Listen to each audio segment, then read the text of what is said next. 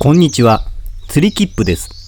今回は梅雨前にするおすすめ作業トップ5をご紹介させていただきます。いつもは5つの項目を先にお伝えするところなんですが、今回は1番から順番に各項目を紹介しながらお伝えしていこうと思います。今回紹介する5つの項目を予想しながら最後まで見ていただいて、6月からの梅雨対策に活かせていただきたいと思います。また、この動画の後半にはイベントのお知らせもありますので、そちらも見ていただいて芝生生活を楽しんでいただければと思います。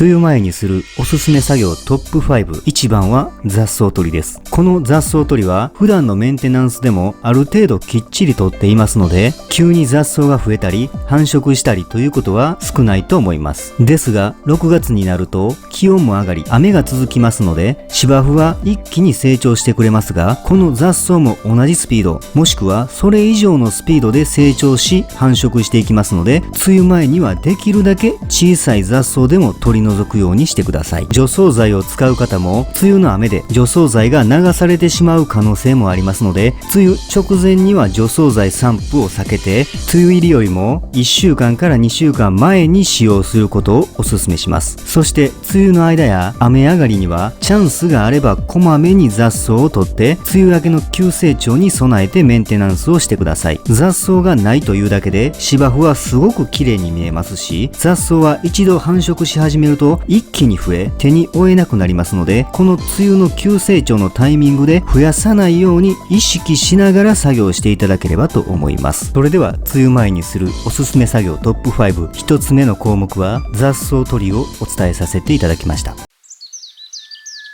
梅雨前にするおすすめ作業トップ5。2番目の項目はサッチングです。このサッチングは必ずした方が良いというわけではありません。まず、サッチの層がない方はする必要がありませんし、春の更新作業でされている方は無理にする必要はありません。ですので、ご自身の芝の状態をよく見て判断するようにしてください。ではなぜ梅雨前にサッチングがおすすめ作業かを説明させていただきます。サッチの層があることで芝生にどのような影響があるかなんですが、芝生の葉は他の植物に比べると分解されにくい特徴があり、また地中ではなく表層に堆積しますので、様々なトラブルの原因にもなります。表層に堆積することで通気性や排水性を妨げ、根の成長が悪くなるばかりではなく、微生物の働きも弱くなり、サッチの分解を遅らせ、病原菌が繁殖しやすい環境にもなります。そして乾燥したサッチは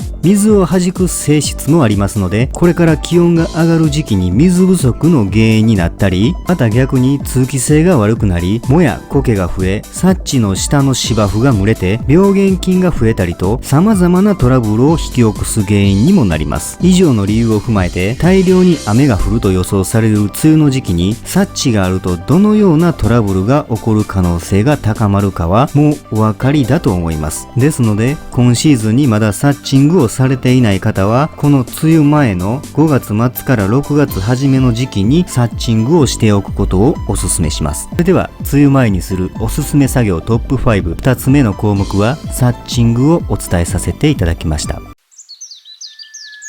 梅雨前にするおすすめ作業トップ5。3つ目の項目は芝刈りです。まずはじめに梅雨前に芝刈りをしておいた方がいい理由をお伝えさせていただきます。6月の中旬から7月にかけては気温も一気に上がり、雨もたくさん降ることから芝生の成長スピードがかなり速くなります。ですが雨の日や芝が濡れている状態で芝刈りをした時は、芝刈り機に刃がついたり、また刈った芝がうまく回収できなくなることもありますので、雨の日には芝刈りができません。また芝生の成長スピードが上がり、雨の日が続くと芝刈りをするタイミングを逃してしまい、伸びすぎて軸刈りをしてしまうことにもつながります。以上の理由から梅雨前には芝刈り作業を強くお勧めしております。もちろん梅雨の中休みなど晴れた時には迷わず芝刈りをしてください。自然のことですので、ご自身のお休みと合わすことは難しいかとは思いますが、週1回の芝刈りを目標にしてください。また、先ほど芝刈りのタイミングを逃すと軸刈りになると説明させていただきましたが、軸刈りは今後の芝刈りの専用動画で詳しく説明させていただきますので、お待ちいただければと思います。それでは、梅雨前にするおすすめ作業トップ5、3番目の項目は芝刈りをお伝えさせていただきました。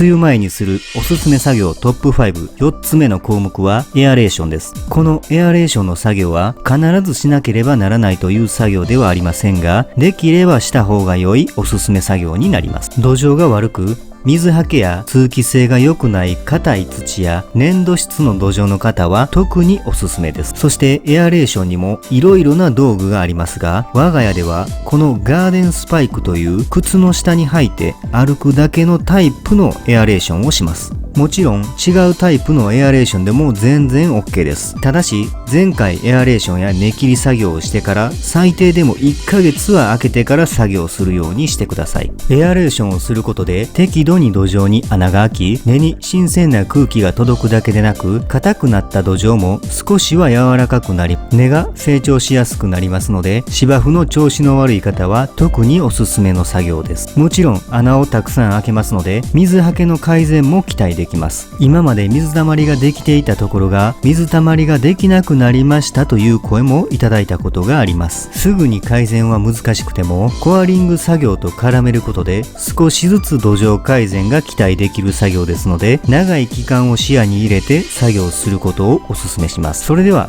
梅雨前にするおすすめ作業トップ5、4つ目の項目はエアレーションをお伝えさせていただきました。梅雨前にするおすすめ作業トップ5、5つ目の項目は肥料散布です。ただ今回の肥料散布は梅雨直前にはしないでくださいというご紹介になります。ではなぜ梅雨直前に肥料散布を控えた方がいいのか説明させていただきます。肥料を散布するにあたっていろいろ調べられた方も多いと思いますが、肥料焼けという言葉を一度は聞いたことあるかと思います。この肥料焼けとは要するに肥料の与えすぎで逆に芝生が枯れてしまうことを言います。肥料焼けで芝生の葉だけが枯れてしまうのはまだいいですが、最悪芝生の根まで枯れることになれば回復までかなりの時間が必要になる場合もあります。では梅雨の時期に肥料を与えることでなぜ肥料焼けになる可能性があるかと言いますと、梅雨の時期は通常の雨とは違って長く雨が続く時があります。その場合水はけがあまり良くない芝生は特にですが、地面が高いところから低いところに向かって水が流れていきます。ですので低いところには水たまりができ、その水の流れに沿って撒いてすぐの肥料も一緒に低いところに流れ着きます。ということは低いところにはたくさんの肥料が集まって、その分だけ過剰の肥料を散布したことになり、結果肥料焼けを起こして枯れたようになることがあります。その肥料焼けを防ぐためと、高いところから低いところに肥料が流れるということは、今度は高いところにはほとんど肥料が残っておらず、せっかく散布した肥料の効果が期待できなくなります。そのような理由から梅雨直前には肥料散布は避け、もう少し早い時期に散布するか、もしくは梅雨が明けてから散布するかのどちらかをお勧めします。梅雨前にするおすすめ作業トップ5、5つ目の項目は肥料散布をお伝えさせていただきました。ではここで梅雨前のおすすめ作業のトップ5に入れるかどうか迷った挙句に外した作業を追加でお伝えさせていただきます。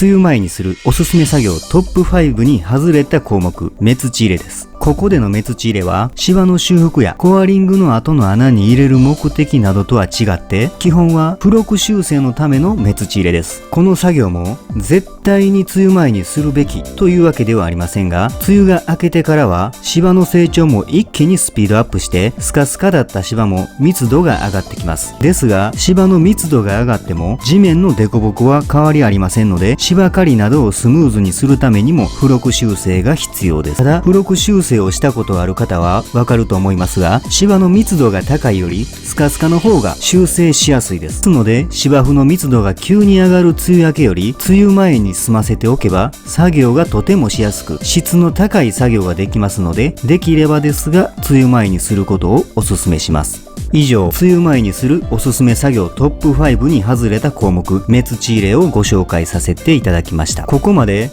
梅雨前にするおすすめ作業トップ5をご紹介してきましたが、いかがだったでしょうか？我が家では毎年この5つは必ず行っていますので、ぜひ参考にしていただいて、しっかりと対策をして梅雨を迎えていただき、梅雨明けにはしっかりとしたシワを見れるようにしていただきたいと思います。また、今回は梅雨前にするおすすめ作業をご紹介しましたが、現在梅雨の間にするおすすめ作業動画も制作しておりますので、チャンネル登録がまだの方はぜひチャンネルを登録してお待ちいただければと思います。それではここまで見ていただいた方、特別に今後のイベントのご紹介をさせていただいて終わりたいと思います。